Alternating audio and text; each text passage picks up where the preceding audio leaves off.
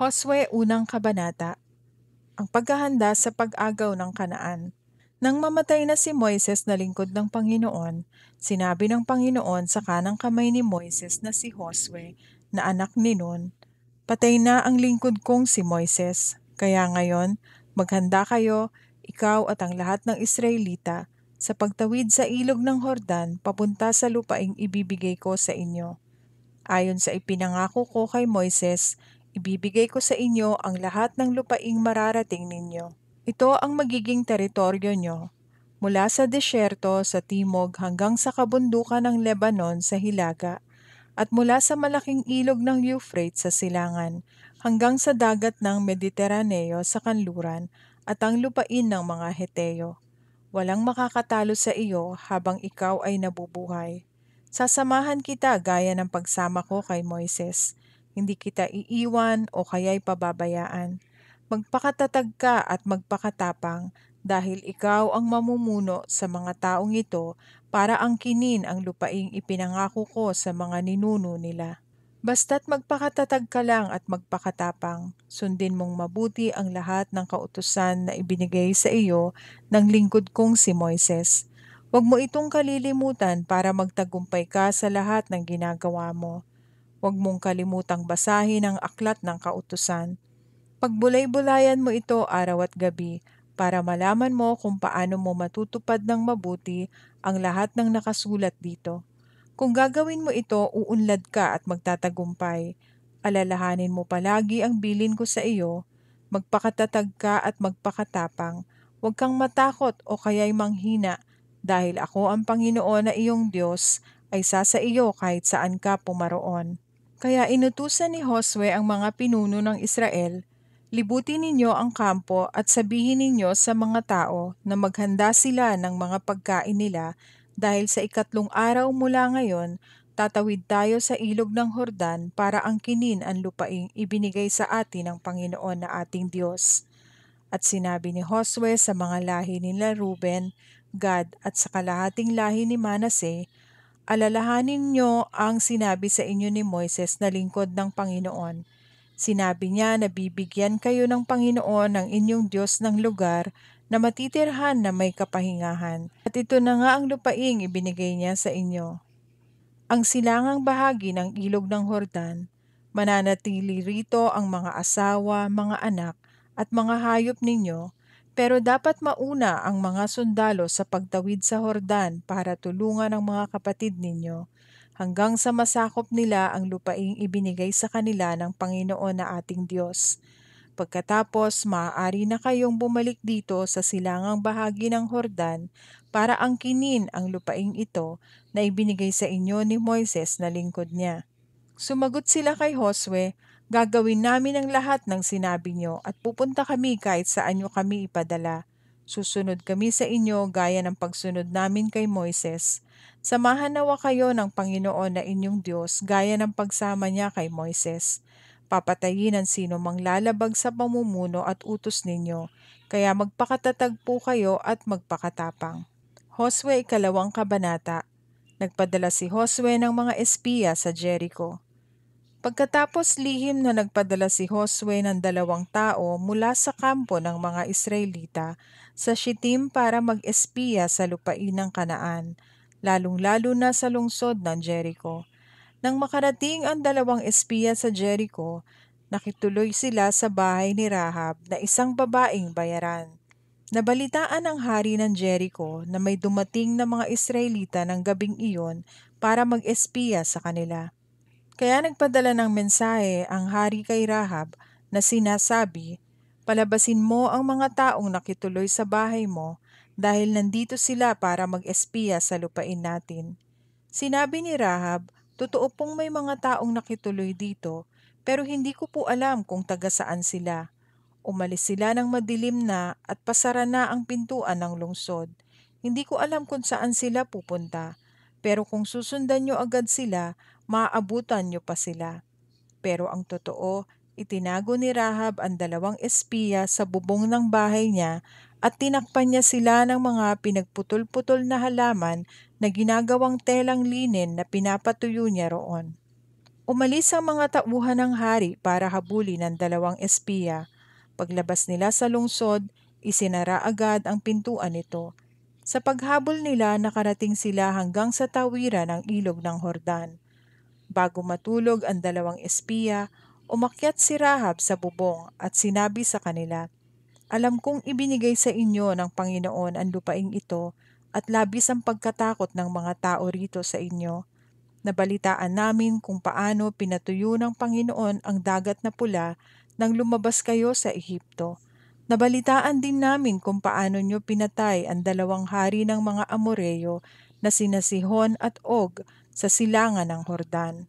Natakot kami nang mabalitaan namin ito at naduwag ang bawat isa sa amin dahil sa inyo, sapagkat ang Panginoon na inyong Diyos ay siyang Diyos sa langit at sa lupa.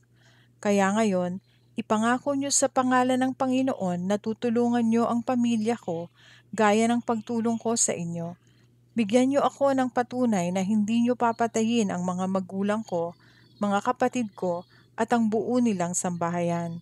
Sinabi ng dalawang espiya kay Rahab, "Itataya namin ang buhay namin para sa inyo. Huwag mo lang ipagsasabi ang pag-espiya namin dito. Hindi ka namin gagalawin kapag ibinigay na ng Panginoon ang lupaing ito sa amin." Si Rahab ay nakatira sa bahay na nasa pader ng lungsod, kaya tinulungan niya ang dalawang espiya na makababa sa bintana gamit ang lubid. Sinabi ni Rahab sa kanila, "Pumunta kayo sa kabundukan para hindi kayo makita ng mga humahabol sa inyo. Magtago kayo roon sa loob ng 3 araw hanggang makabalik sila rito. Pagkatapos, maaari na kayong umuwi." Sinabi ng dalawang espiya kay Rahab, "Tutuparin namin ang ipinangako namin sa iyo, pero kailangan gawin mo rin ito. Kapag nilusob na namin ang lupain nyo, itali mo ang pulang lubid na ito sa bintanang binabaan namin.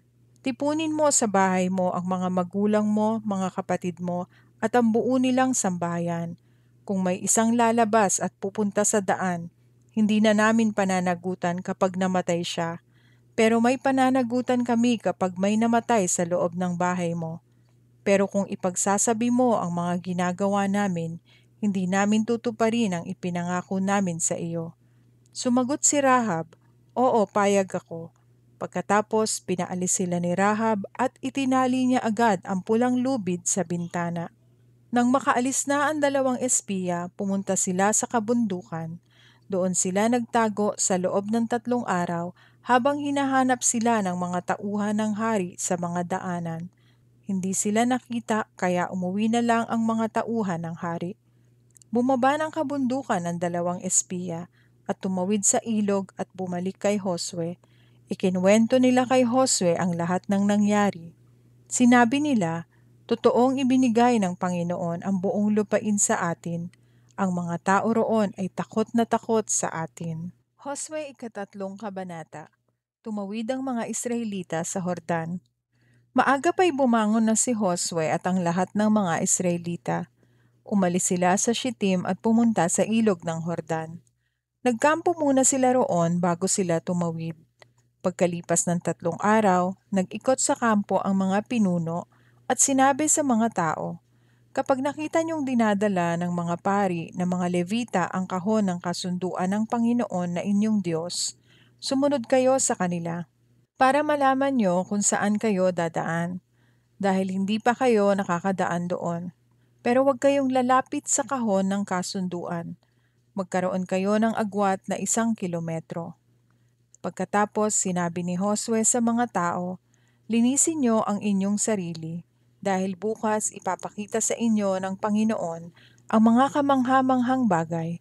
Sinabi rin ni Josue sa mga pari, "Dalhin niyo na ang kahon ng kasunduan at mauna kayo sa mga tao." Sinunod nila ang sinabi ni Josue. At sinabi ng Panginoon kay Josue, "Sa araw na ito, pararangalan kita sa harap ng lahat ng Israelita para malaman nilang sumasa iyo ako gaya ng pagsama ko kay Moises. Sabihin mo sa mga paring tagabuhat ng kahon ng kasunduan na pagtapak nila sa ilog ng Hordan ay huminto muna sila."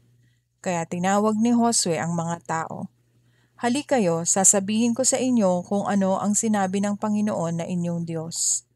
Ngayon, malalaman nyo na sumasa inyo ang buhay na Diyos, dahil siguradong itataboy niya papalayo sa inyo ang mga Kananeo, Heteo, Hiveo, Perezeo, Girgaseo, Amoreo at mga Jebuseo. Tiyakin nyo na ang kahon ng kasunduan ng Panginoon na makapangyarihan sa buong mundo ay mauuna sa inyo sa pagtawid sa ilog ng Hordan. Kaya ngayon, pumili kayo ng 12 lalaki, isa sa bawat lahi ng Israel. Kapag lumusong na ang mga pari na tagabuhat na kahon ng kasunduan ng Panginoon, ang Panginoon na makapangyarihan sa buong mundo, hihinto ang pagdaloy ng tubig sa ilog ng Hordan.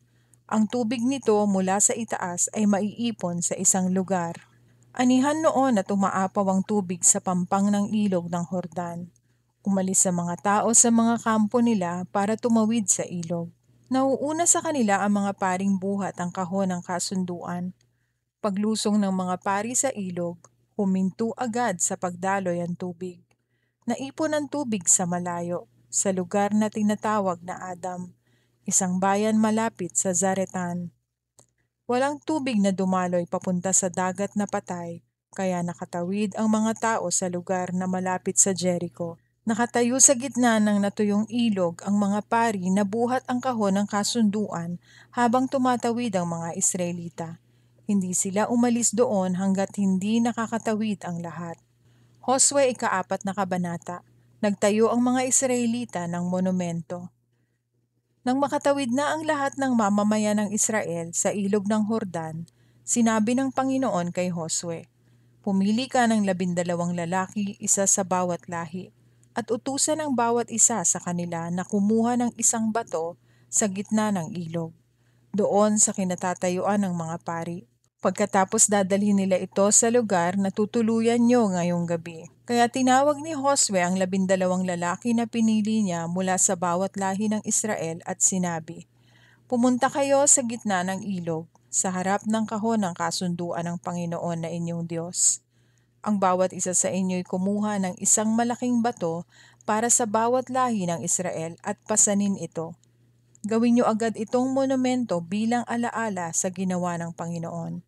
Sa darating na panahon, kapag nagtanong ang mga anak nyo kung ano ang ibig sabihin ng mga batong ito, sabihin niyo sa kanila na huminto sa pagdaloy ang ilog ng Hordan nang itawid dito ang kahon ng kasunduan ng Panginoon. Ang mga batong ito ay isang alaala para sa mga mamamayan ng Israel magpakailanman." Sinunod ng 12 Israelita ang iniutos sa kanila ni Josue, ayon sa sinabi ng Panginoon. Kumuha sila ng 12 bato sa gitna ng ilog, isang bato para sa bawat lahi ng Israel. Dinala nila ang mga bato sa kampo nila at inilagay doon. Naglagay din si Josue ng 12 bato sa gitna ng ilog, sa lugar na kinatatayuan mismo ng mga paring buhat ang kahon ng kasunduan. Hanggang ngayon nandoon pa ang mga batong iyon. Nanatiling nakatayo sa gitna ng ilog ang mga pari hanggang sa matapos ng mga tao ang lahat ng iniutos ng Panginoon kay Josue, na ayon din sa iniutos ni Moises kay Josue. Nang makatawid na silang lahat, tinawid din ang kahon ng kasunduan. At nauna ulit ang mga pari sa mga tao. Tumawid din at nauna sa mga tao ang mga lalaking armado mula sa lahi ni Ruben, Gad, at kalahating lahi ni Manase, ayon sa iniutos ni Moises sa kanila. Ang 40,000 armadong lalaki ay dumaan sa presensya ng Panginoon at pumunta sa kapatagan ng Jericho para makipaglaban. Nang araw na iyon, pinarangalan ng Panginoon si Josue sa harap ng mga Israelita. At iginalang si Josue ng mga tao sa buong buhay niya gaya ng ginawa ng mga tao kay Moises. Pagkatawid noon ng mga Israelita sa ilog ng Hordan, sinabi ng Panginoon kay Josue, "Utusan mo ang mga paring may buhat ng kahon ng kasunduan na umahon na sila sa ilog ng Hordan." At sinunod iyon ni Josue. Kaya umahon ang mga pari na dala ang kahon ng kasunduan ng Panginoon. At pagtapak nila sa pangpang, dumaloy ulit ang tubig at umapaw gaya ng dati. Ang pagtawid ng mga Israelita sa ilog ng Hordan ay nangyari ng 10 araw ng unang buwan. Pagkatapos, nagkampo ang mga Israelita sa Gilgal, sa gawing silangan ng Jericho. Doon ipinalagay ni Josue ang 12 bato na ipinakuha niya sa ilog ng Hordan. Sinabi ni Josue sa mga Israelita, "Sa darating na panahon, kapag nagtanong sa inyo ang mga anak nyo kung anong ibig sabihin ng mga batong ito, sabihin nyo na lumakad sa tuyong lupa ang mga Israelita nang tumawid sila sa ilog ng Hordan. Sabihin nyo sa kanila na pinatuyo ng Panginoon na inyong Diyos ang ilog ng Hordan hanggang sa makatawid kayo, gaya ng ginawa niya sa dagat na pula hanggang sa makatawid tayo. Ginawa niya ito para kilalanin ng lahat ng mga tao sa mundo na makapangyarihan ang Panginoon at upang lagi kayong magkaroon ng takot sa Panginoon na inyong Diyos." Josue 5 kabanata, ang pagtutuli. Nabalitaan ng lahat ng hari na Amoreo sa kanluran ng Hordan at ng lahat ng haring Kananeo sa baybayin ng dagat ng Mediteraneo kung paanong pinatuyo ng Panginoon ang ilog ng Hordan nang tumawid ang mga Israelita. Kaya natakot sila at naduwag sa pakikipaglaban sa mga Israelita. Nang panahong iyon, sinabi ng Panginoon kay Josue, "Gumawa ka ng mga patalim na gawa sa bato at tuliin ang mga Israelita."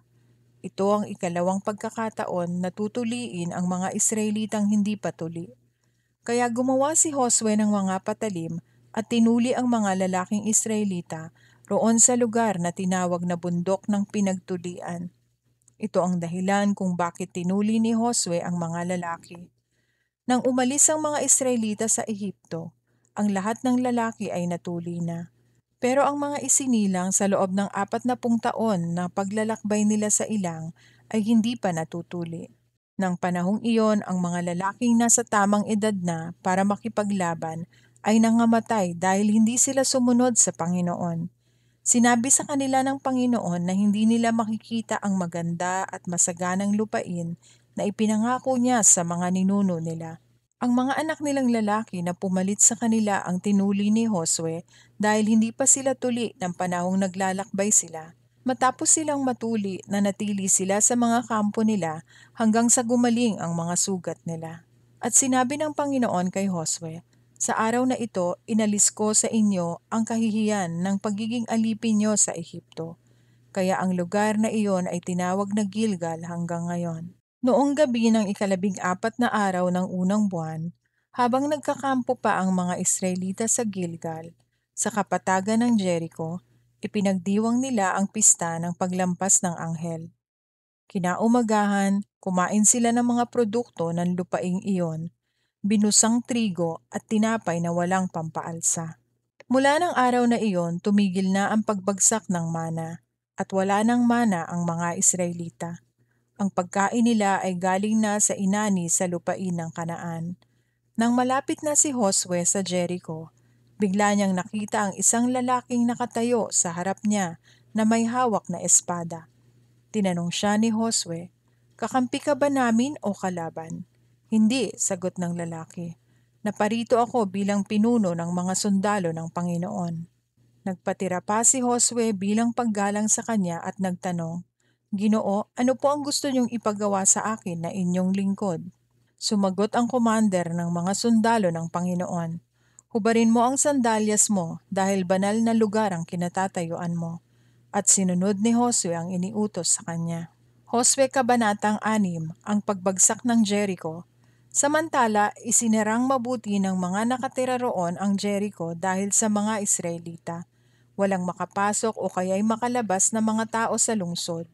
Sinabi ng Panginoon kay Josue, "Ipapasakop ko sa inyo ang Jericho, pati ang hari at mga sundalo nito. Ikaw at ang mga sundalo mo ay iikot sa lungsod ng 1 beses sa bawat araw sa loob ng 6 na araw. Pauunahin mo sa kahon ng kasunduan ang 7 pari na ang bawat isa sa kanila ay may dalang trompeta. Sa 7 araw, iikutan nyo ang lungsod ng 7 beses, kasama ng mga paring nagpapatunog ng mga trompeta nila. Kapag narinig nyo na ang mahabang tunog ng trompeta nila, sisigaw kayong lahat ng malakas. Pagkatapos guguho ang pader ng lungsod at makakapasok kayong lahat ng walang hadlang." Kaya tinawag ni Josue na anak ni Nun ang mga pari at sinabi sa mga ito, "Dalhin niyo ang kahon ng kasunduan. Mauuna ang 7 sa inyo na may dalang trompeta ang bawat isa." At sinabi rin niya sa mga tao, "Lumakad na kayo, paikutan niyo ang lungsod." Ang ibang mga sundalo ay mauuna sa 7 pari na may dalang trumpeta. Ayon sa sinabi ni Josue, nauna ang 7 pari sa kahon ng kasunduan at pinatunog nila ang mga trumpeta nila. Ang ibang mga sundalo ay nauuna sa mga pari at may iba pang sumusunod sa kahon ng kasunduan. Walang hinto ang pagtunog ng mga trumpeta.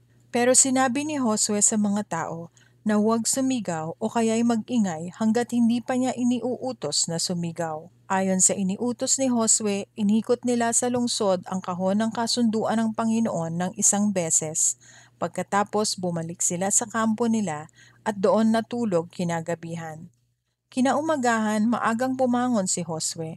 Muling dinala ng mga pari ang kahon ng kasunduan, at ang 7 sa kanila ay nauna pa rin sa kahon ng kasunduan na nagpapatunog ng kanilang mga trumpeta. At ganoon din ang ginawa ng mga sundalo. Ang iba sa kanila ay nasa unahan ng kahon ng kasunduan at ang iba'y nasa hulihan, habang patuloy na pinapatunog ang mga trumpeta. Nang ikalawang araw, inikot nila ulit ang lungsod ng 1 beses at pagkatapos bumalik sila sa kampo nila. Ganoon ang ginawa nila sa loob ng 6 na araw. Nang ika-7 araw, madaling araw pa lang ay bumangon na sila at inikutan ang lungsod ng 7 beses sa ganoon ding paraan. Iyon lang ang araw na umikot sila sa lungsod ng 7 beses. Sa ika-7 beses nilang pag-ikot, pinatunog ng mga pari ang mga trumpeta nila at inutusan ni Josue ang mga tao na sumigaw. At sinabi ni Josue, ibinigay na sa atin ng Panginoon ang lungsod na ito. Ang buong lungsod at ang lahat ng makukuha rito ay wawasakin ng lubusan bilang handog na buo sa Panginoon. Si Rahab lang na babaeng bayaran at ang buo niyang sambahayan niya ang ililigtas dahil itinago niya ang mga espiya natin. At huwag kayong kukuha ng kahit anumang bagay na inihandog na ng buo sa Panginoon. Kapag kumuha kayo ng kahit ano, malilipol kayo at kayo ang magiging dahilan ng pagkawasak na darating sa Israel. Ang lahat ng bagay na gawa sa pilak, ginto, tanso, o kaya'y bakal ay hihiwalay para sa Panginoon at dapat itong ilagay sa taguan ng kayamanan ng Panginoon. Pinatunog ng mga pari ang mga trumpeta nila at nagsigawan ang mga Israelita nang marinig nila ito. Nawasak ang mga pader ng lungsod at lumusob sila. Nakapasok sila ng walang hadlang at nasakop nila ang lungsod. Inihandog nila ng buo sa Panginoon ang lungsod sa pamamagitan ng pagpatay sa mga lalaki at babae, matanda at bata, at pati mga baka, tupa at mga asno. Inutusan ni Josue ang 2 espiya, puntahan niyo ang bahay ng babaeng bayaran at palabasin niyo sila at ang buong pamilya niya ayon sa ipinangako niyo sa kanya. Kaya umalis silang 2 at dinala nila palabas si Rahab, kasama ang mga magulang niya, mga kapatid, at ang buo niyang sambahayan. Pinalabas nila ang mga ito at nanatili sa labas ng kampo ng Israel. Sinunog nila ang buong lungsod at ang lahat ng nandoon, maliban sa mga bagay na gawa sa pilak, ginto, tanso at bakal. Pinagkukuha nila ito para ilagay sa taguan ng kayamanan ng Panginoon. Iniligtas nga ni Josue si Rahab at ang sambahayan niya dahil itinago niya ang mga lalaking inutusan ni Josue para mag-espiya sa Jericho. Hanggang ngayon, ang mga angkan niya ay naninirahan sa Israel. Nang panahong iyon, binalaan ni Josue ang mga Israelita. Isusumpa ng Panginoon ang sino mang maghahangad na itayo ulit ang lungsod ng Jericho. Mamamatay ang panganay na anak ng sino mang magtatayo ng pundasyon o ang sino mang gagawa ng mga pintuan nito. Kasama ni Josue ang Panginoon at naging tanyag siya sa buong lupain. Josue 7 kabanata. Ang kasalanan ni Akan. Pero nilabag ng mga Israelita ang utos ng Panginoon na huwag kumuha ng kahit anong handog na nakalaan ng buo para sa Panginoon. Kumuha si Akan ng mga bagay na hindi dapat kunin, kaya nagalit ng matindi ang Panginoon sa kanila. Si Akan ay anak ni Carmi, si Carmi ay anak ni Zabdi, si Zabdi ay anak ni Zera. Nagmula sila sa lahi ni Huda. Mula sa Jericho may inutusan si Josue ng mga tao para mag-espiya sa Ai, isang lungsod sa silangan ng Betel, na malapit sa Bet-Aven. Kaya umalis ang mga tao para mag-espiya. Pagbalik nila, sinabi nila kay Josue, "Hindi kailangang lumusob tayong lahat sa AI dahil kaunti lang naman ang mga naninirahan doon. Magpadala ka lang ng 2,000 o kaya'y 3,000 tao para lumusob doon." Kaya 3,000 Israelita ang lumusob sa AI, pero napaatras sila ng mga taga-AI. Hinabol sila mula sa pintuan ng lungsod hanggang sa Shebarim at 36 ang napatay sa kanila habang bumababa sila sa kabundukan. Kaya naduwag at natakot ang mga Israelita. Dahil sa lungkot, pinunit ni Josue at ng mga tagapamahala ng Israel ang mga damit nila at nilagyan ng alikabok ang mga ulo nila at nagpatira pa sila sa harapan ng kahon ng kasunduan ng Panginoon hanggang sa gumabi. Sinabi ni Josue, "O Panginoong Diyos, bakit niyo pa po kami pinatawid sa ilog ng Hordan kung ipapatalo niyo rin lang naman kami sa mga Amoreo? Mabuti pang nanatili na lang kami sa kabila ng Hordan. Panginoon, ano po ang sasabihin ko ngayong umurong na ang mga Israelita sa mga kalaban nila? Mababalitaan ito ng mga Kananeo at ng iba pang taga rito. Paiikutan nila kami at papatayin. Ano po ang gagawin niyo alang-alang sa dakila niyong pangalan?" Sinabi ng Panginoon kay Josue, "Tumayo ka, bakit ka ba nakadapa? Nagkasala ang Israel, nilabag nila ang kasunduan ko. Kumuha sila ng mga bagay na nakalaang ihandog ng buo sa akin. Ninakaw nila ito, nagsinungaling sila tungkol dito, at isinama nila ito sa mga ari-arian nila. Ito ang dahilan kung bakit hindi sila makalaban sa mga kaaway nila. Natakot sila at tumakas dahil sila mismo ay lilipulin din bilang handog sa akin. Hindi ko na kayo sasamahan kung hindi ninyo wawasakin ang mga bagay na nakalaang ihandog ng buo sa akin. Tumayo ka at sabihin mo sa mga tao na linisin nila ang kanilang sarili para bukas. Dahil ako, ang Panginoon na Diyos ng Israel, ay nagsasabi, O Israel, may tinatago kayong mga bagay na nakalaang ihandog ng buo sa akin. Hindi kayo makakalaban sa mga kaaway nyo hanggat nasa inyo ang mga bagay na ito. Kaya bukas ng umaga, humarap kayo sa akin ayon sa inyong lahi. Ang lahing ituturo kong nagkasala ay humanay ayon sa angkan nila. Ang angkan na ituturo kong nagkasala ay humanay ayon sa pamilya nila. At ang pamilyang ituturo kong nagkasala ay humanay bawat isa. Ang taong ituturo ko na nagtago ng mga bagay na nakalaang ihandog ng buo sa akin ay susunugin kasama ng pamilya niya at ng lahat ng ari-arian niya, dahil nilabag niya ang kasunduan ko at gumawa siya ng kahiyahiyang bagay sa Israel. Kinabukasan, maagang pinalapit ni Josue ang mga Israelita ayon sa lahi nila at napili ang angkan ni Huda. Pinalapit ang lahi ni Huda at napili ang angkan ni Zera. Pinalapit ang angkan ni Zera at napili ang pamilya ni Zabdi. Pinalapit ang pamilya ni Zabdi at napili si Akan. Si Akan ay anak ni Carmi, si Carmi ay anak ni Zabdi, at si Zabdi ay anak ni Zera na mula sa angkan ni Huda. Sinabi ni Josue kay Akan, "Anak, parangalan mo ang Panginoon, ang Diyos ng Israel. Magsabi ka ng totoo sa harapan nila.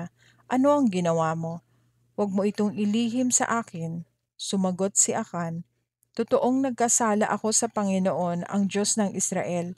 Ito po ang ginawa ko.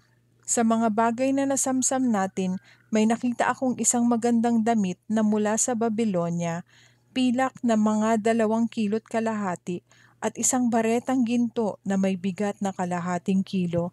Naakit ako sa mga ito kaya kinuha ko. Ibinaon ko ito sa lupa sa loob ng tolda ko. Ang pilak ang nasa pinakailalim." Kaya nagsugo si Josue ng mga tao at patakbong pumunta ang mga ito sa tolda ni Akan. At nakita nga nila roon ang mga bagay na ibinaon. Ang pilak ay nandoon nga sa ilalim nito.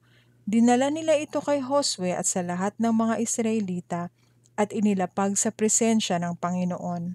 At dinala ni Josue at ng lahat ng mga Israelita si Akan sa lambak ng Akor, pati ang pilak, damit, isang baretang ginto, ang mga anak niya, mga baka, mga asno, mga tupa, tolda at ang lahat ng ari-arian niya.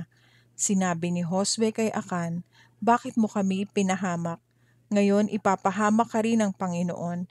Binato ng mga Israelita si Akan hanggang sa mamatay. Binato rin nila ang pamilya niya at sinunog ang lahat ng bangkay at ang kanyang mga ari-arian.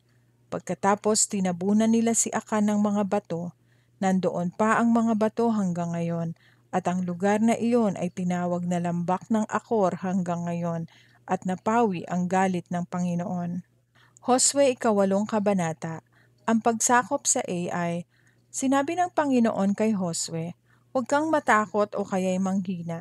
Isama mo ang lahat ng iyong sundalo at lusubin ulit ninyo ang AI, dahil ibinigay ko na sa inyo ang hari ng AI, ang kanyang mga mamamayan, ang kanyang bayan, at ang kanyang lupain. Kung ano ang ginawa ninyo sa Jericho at sa hari nito, ganoon din ang gawin ninyo sa AI. Pero sa pagkakataong ito, maaari na ninyong kunin ang kanilang mga ari-arian at mga hayop para sa inyong sarili. Maghanda kayo at tambangan ninyo sila sa likod ng lungsod." Kaya umalis sila Josue at ang lahat ng sundalo niya para lusubin ang AI. Pumili si Josue ng 30,000 sundalo na mahuhusay makipaglaban at pinaalis ng gabi. Ito ang bili ni Josue sa kanila: "Magtago kayo sa likod ng lungsod, pero huwag masyadong malayo. Humanda kayo sa paglusob kahit anong oras. Ako at ang mga kasama ko ay lulusob sa harapan. Kung lalabas na sila sa pakikipaglaban sa amin, tatakas kami gaya ng nangyari noon. Iisipin nilang natatakot kami kagaya noon, kaya hahabulin nila kami hanggang sa makalayo sila sa lungsod. Pagkatapos lumabas kayo sa pinagtataguan nyo at sakupin ang lungsod, ibibigay ito sa inyo ng Panginoon na inyong Diyos. Kapag nasakop nyo na ang lungsod, sunugin nyo ito ayon sa sinabi ng Panginoon. Tiyakin niyong gagawin ito ayon sa iniutos." Pinaalis sila ni Josue at nagtago sila sa bandang kanluran ng AI sa kalagitnaan ng AI at Bethel. At sina Josue naman ay nagpaiwan sa kampo ng gabing iyon. Kinaumagahan, maagang tinipon ni Josue ang mga tauhan niya. Pinangunahan niya at ng mga pinuno ng Israel ang mga tao sa pagpunta nila sa Ai. Nakarating sila sa lugar na nakaharap sa lungsod sa bandang hilaga nito, at doon sila nagtayo ng mga tolda. May lambak na nakapagitan sa kanila at sa Ai. Nagpadala si Josue ng 5,000 sundalo para tambangan ang lungsod sa bandang kanluran nito sa kalagitnaan ng Ai at Bethel. Kaya pumwesto na ang mga sundalo. Ang ibang mga sundalo ay nasa bandang hilaga ng lungsod, at ang iba naman ay naroon sa bandang kanluran nito. Nang gabing iyon, pumunta sina Josue sa lambak. Nang makita ng hari ng Ai sina Josue, maaga pa'y agad-agad na siyang lumabas sa lungsod kasama ang mga tauhan niya, at pumunta sa lugar na nakaharap sa lambak ng Hordan para makipaglaban sa Israel. Hindi nila alam na may lulusob sa kanila galing sa likod ng lungsod. Sina Josue at ang mga tauhan niya ay nagkunwaring natalo sila at tumakas papuntang ilang. Kaya hinabol silang lahat ng kalalakihan ng Ai hanggang sa unti-unti silang lumalayo sa lungsod. Lahat ng kalalakihan sa Ai at sa Bethel ay hinabol ang mga Israelita, kaya walang naiwan para ipagtanggol ang lungsod. Sinabi ng Panginoon kay Josue, "Ituro mo ang sibat mo sa Ai dahil ibibigay ko ito sa inyo." Kaya itinuro ni Josue ang sibat niya sa Ai. Nang ginawa niya iyon, lumabas at nagsitakbo ang mga tauhan niyang nananambang sa bayan. Lumusob sila papasok sa lungsod at dali-daling sinunog ito. Nang lumingon ang mga taga-Ai, nakita nila ang makapal na usok sa ibabaw ng lungsod. Wala na silang matatakbuhan dahil bigla na lang silang hinarap ng mga Israelita na hinahabol nila sa ilang. Dahil nang makita ni Josue at ng mga tauhan niya na nakapasok na sa lungsod ang mga kasama nila at sinunog na nila ito, bumalik sila at nilusob ang mga taga-Ai. Lumusob din ang mga Israelitang pumasok sa lungsod, kaya napanggitnaan nila ang mga taga-Ai. Pinatay nilang lahat ang mga ito at walang nakatakas o kaya'y naiwang buhay sa kanila bukod lang sa hari nila. Binihag siya at dinala kay Josue. Nang mapatay na nilang lahat ang taga-Ai na humabol sa kanila sa ilang, bumalik sila sa lungsod at pinatay din ang lahat ng naiwan doon. Nang araw na iyon, Namatay ang lahat ng naninirahan sa AI, 12,000 lahat, lalaki at babae. Nanatiling nakatutok ang sibat ni Josue sa lugar ng AI hanggang hindi nalilipol ang lahat ng mamamayan nito. Kinuha ng mga Israelita ang mga hayop at mga ari-arian ng lungsod ayon sa sinabi ng Panginoon kay Josue. Pagkatapos ipinasunog ni Josue ang buong AI at hindi na ito muling maitatayo. Hanggang ngayon wala nang nakatira rito. Pinabiti ni Josue sa isang puno ang hari at pinabayaan doon maghapon. Paglubog ng araw, ipinakuha niya ang bangkay at ipinatapon sa labas ng pintuan ng lungsod. Pinatambakan nila ito ng malaking bunton ng mga bato at hanggang ngayon ay makikita pa roon ang mga batong ito. Binasa ang kasunduan sa bundok ng Ebal. Pagkatapos nagpagawa si Josue ng altar sa bundok ng Ebal para sa Panginoon, ang Diyos ng Israel. Ipinagawa niya ito ayon sa utos ni Moises na lingkod ng Panginoon sa mga Israelita. Nakasulat ito sa aklat ng kautusan ni Moises at ito ang sinasabi, gumawa ka ng altar na bato na hindi natabasa ng gamit na bakal. Sa ibabaw ng altar, nag-alay sila sa Panginoon ng mga handog na sinusunog at mga handog para sa mabuting relasyon. Sa harap ng mga Israelita, kinopya ni Josue sa mga bato ang kautosang isinulat ni Moises. Ang lahat ng mga Israelita kasama ang kanilang mga tagapamahala, mga opisyal at mga hukom nila, pati ang mga dayuhang kasama nila ay tumayo sa dalawang grupo na magkaharap. Ang isang grupo ay nakatalikod sa bundok ng Gerizim at ang isa'y nakatalikod sa bundok ng Ebal. Sa gitna nila ay nakatayo ang mga paring Levita na nagbubuhat ng kahon ng kasunduan. Nag-utos sa kanila noon si Moises na lingkod ng Panginoon na gawin ito sa panahong tatanggapin na nila ang pagbabasbas. Binasa ni Josue ang aklat ng kasunduan, pati ang pagpapala at sumpa na nakasulat dito. Isa-isang binasa ni Josue ang mga utos ni Moises sa harap ng buong mamamayan ng Israelita, kasama na ang mga babae, anak at mga dayuhang naninirahan kasama nila. Josue ikasyam na kabanata. Niloko ng mga taga-Gibeon ang mga Israelita. Narinig ng lahat ng hari sa kanluran ng Hordan ang pagtatagumpay ng mga Israelita. Ito ay ang mga hari ng mga Heteo, Amoreo, Kananeo, Perezeo, Hiveo at mga Jebuseo. Nakatira sila sa mga kabundukan, kaburulan, sa kanluran at sa baybayin ng dagat sa Mediteraneo hanggang sa Lebanon.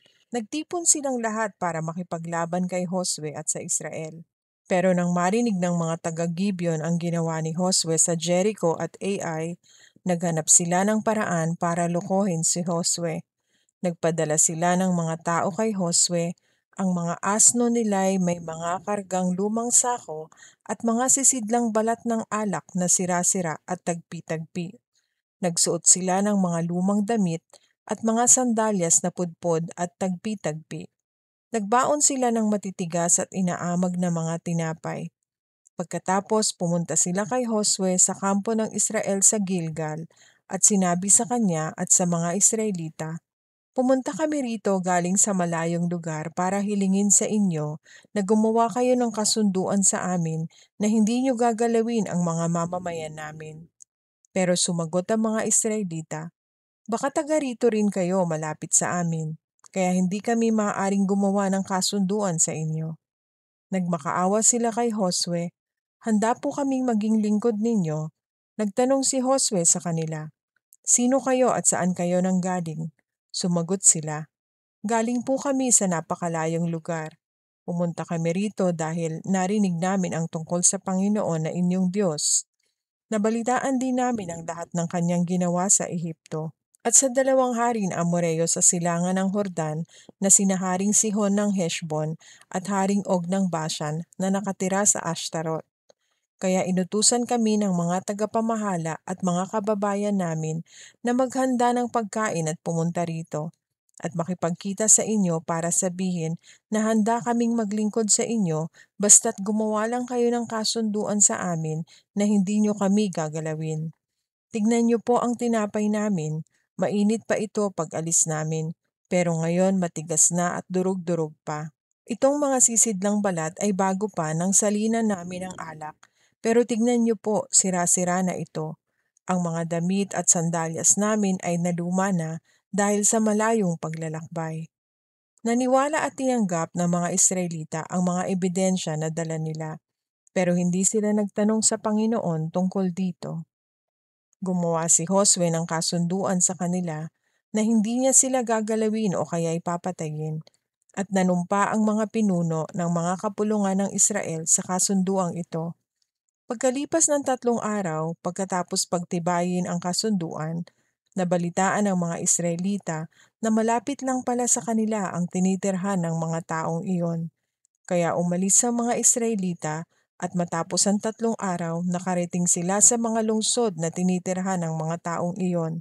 Ito ay ang mga lungsod ng Gibeon, Kephira, Birot, at Kiryat Jearim. Pero hindi sila nilusob ng mga Israelita dahil may sinumpaan silang kasunduan sa mga pinuno ng Israel sa pangalan ng Panginoon ang Diyos ng Israel. Nagreklamo ang mga Israelita sa mga pinuno nila, pero sumagot ang lahat ng pinuno. May sinumpaan na tayo sa kanila sa pangalan ng Panginoon, ang Diyos ng Israel, kaya ngayon ay hindi natin sila pwedeng galawin. Ganito ang gagawin natin, hindi natin sila papatayin dahil baka parusahan tayo ng Diyos kapag sinira natin ang sumpaan natin sa kanila. Pabayaan natin silang mabuhay, pero gawin natin silang tagapangahoy at tagaigib ng buong mamamayan. At ganito nga ang nangyari sa mga taga-Gibeon ayon sa sinabi ng mga pinuno tungkol sa kanila.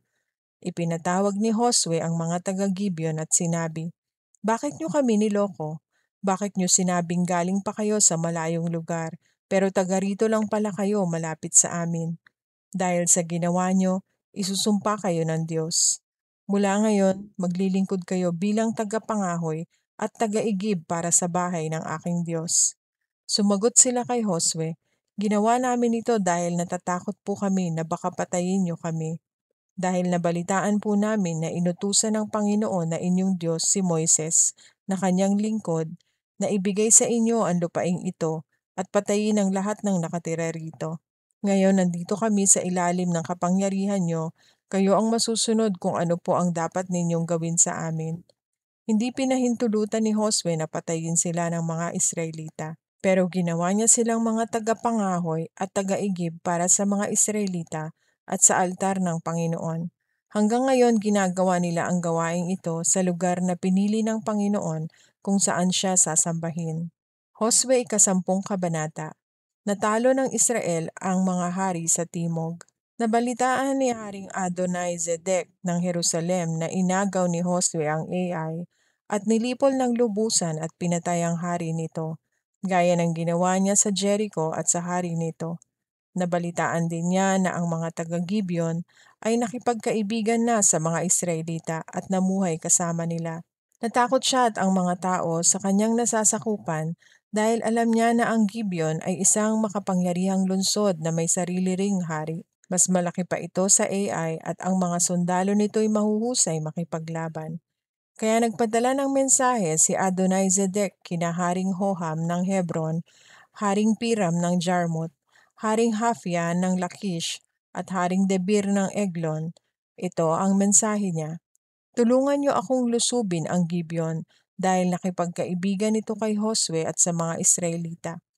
Kaya nagkaisa ang 5 hari ng mga Amoreo, ang hari ng Jerusalem, Hebron, Harmut, Lakish at Eglon.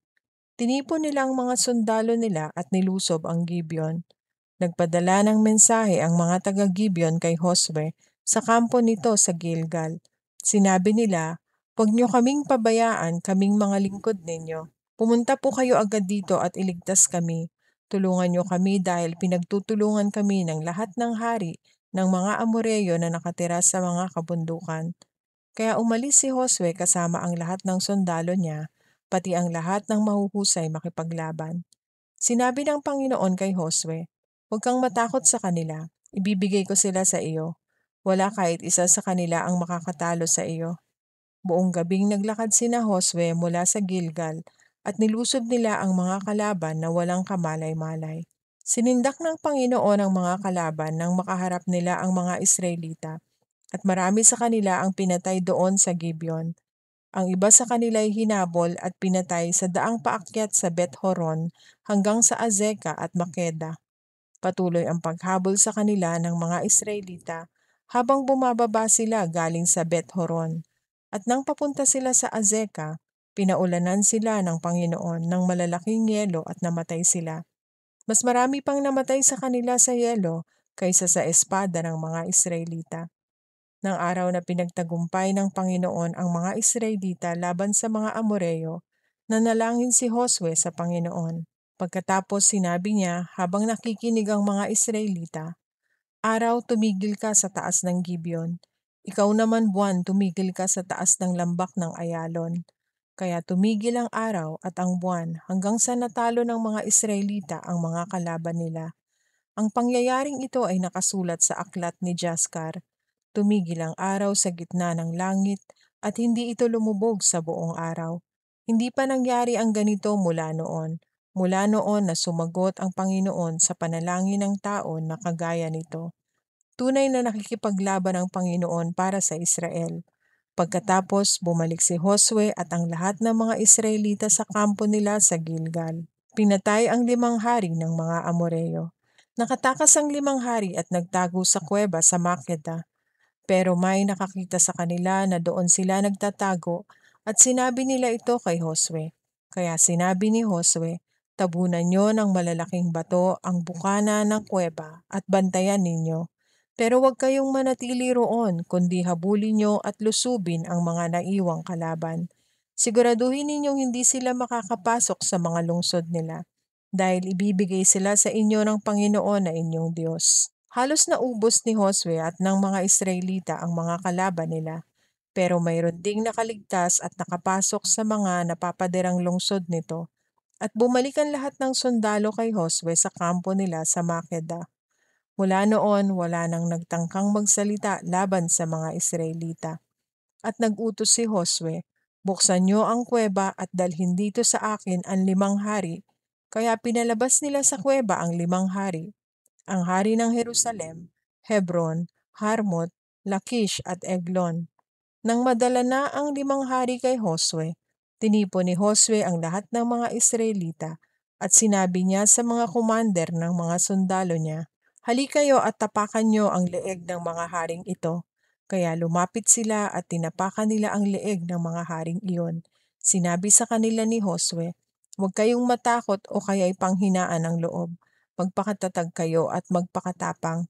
Ito ang gagawin ng Panginoon sa lahat ng kalaban ninyo." At pinatay ni Josue ang 5 hari at ipinabitin sa 5 puno hanggang hapon.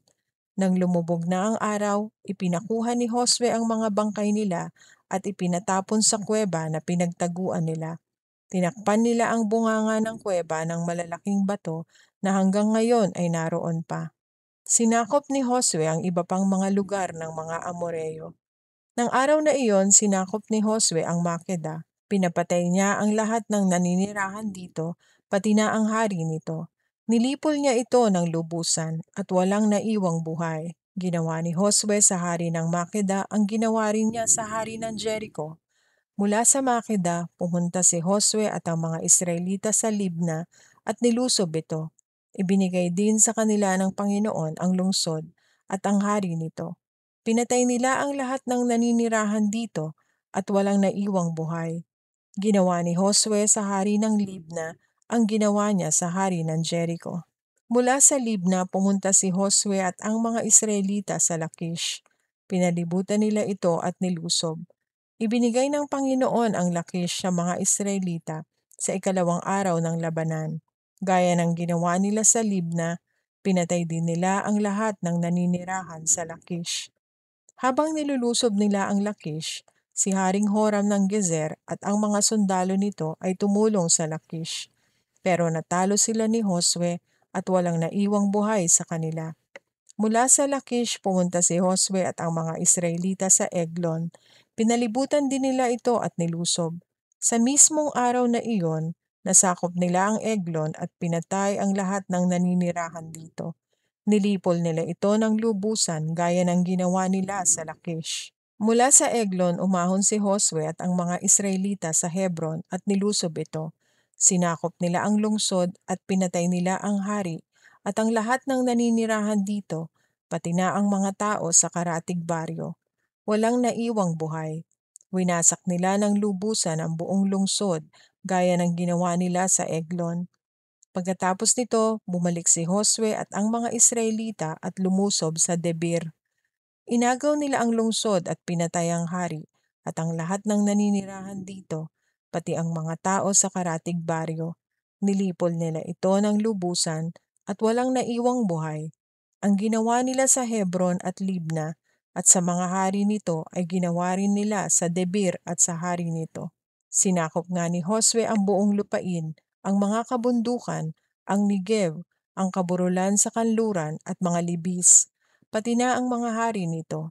Nilipol ng lubusan ni na Josue ang lahat ng naninirahan dito at walang naiwang buhay.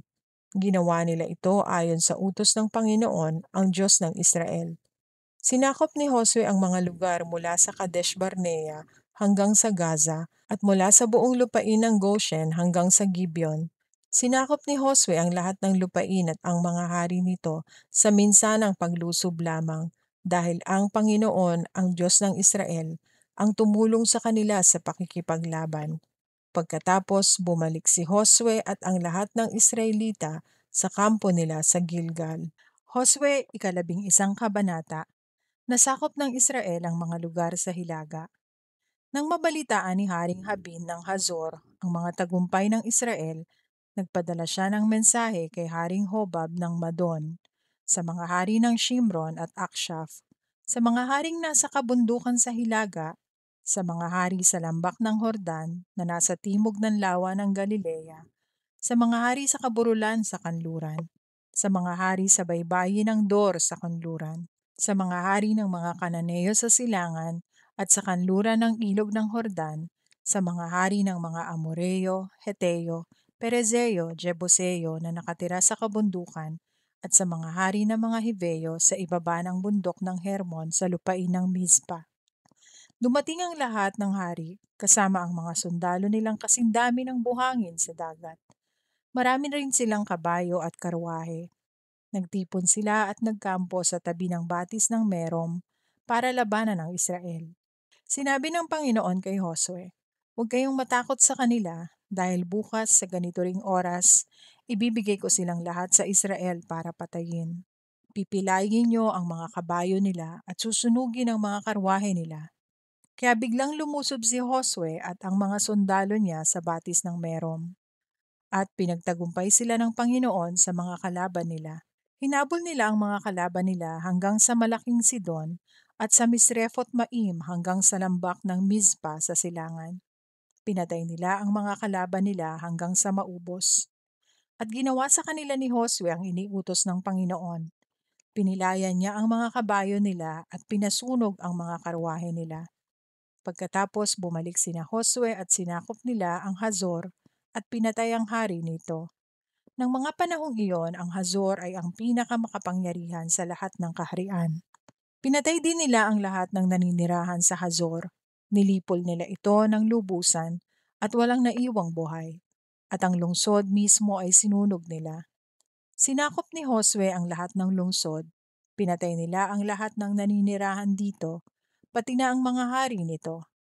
Nilipol nila ito ng lubusan ayon sa iniutos ni Moises na lingkod ng Panginoon. Pero hindi sinunog ng mga Israelita ang mga lungsod sa mga bulubundukin maliban lang sa Hazor. Kinuha ng mga Israelita para sa sarili ang lahat ng nasamsam na mga hayop at mga ari-arian ng mga lungsod na ito. Pero nilipol nila ng lubusan ang mga naninirahan dito at walang naiwang buhay. Iyon ang iniutos ng Panginoon kay Moises na gawin, at ito rin ang iniutos ni Moises kay Josue.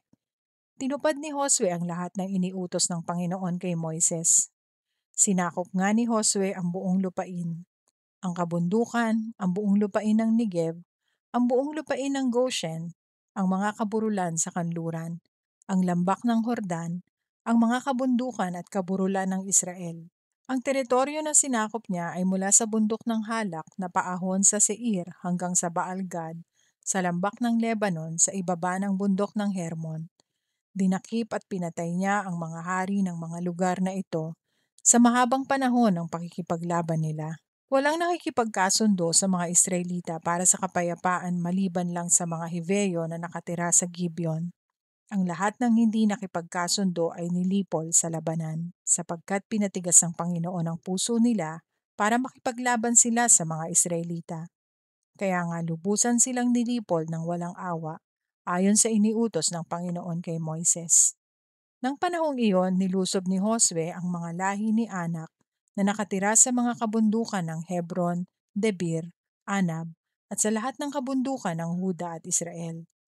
Nilipol sila ng lubusan ni Josue, pati na ang kanilang mga bayan. Wala nang natirang kalahi si Anak sa teritoryo ng mga Israelita, pero may natira pa sa kanila sa Gaza, Gat at sa Ashdod. Kaya sinakop ni Josue ang buong lupain ayon sa inuutos ng Panginoon kay Moises. Ibinigay ng Panginoon ang lupaing ito sa mga Israelita bilang mana nila at hinati nila ito ayon sa bawat lahi nila at nahinto na ang labanan sa buong lupain.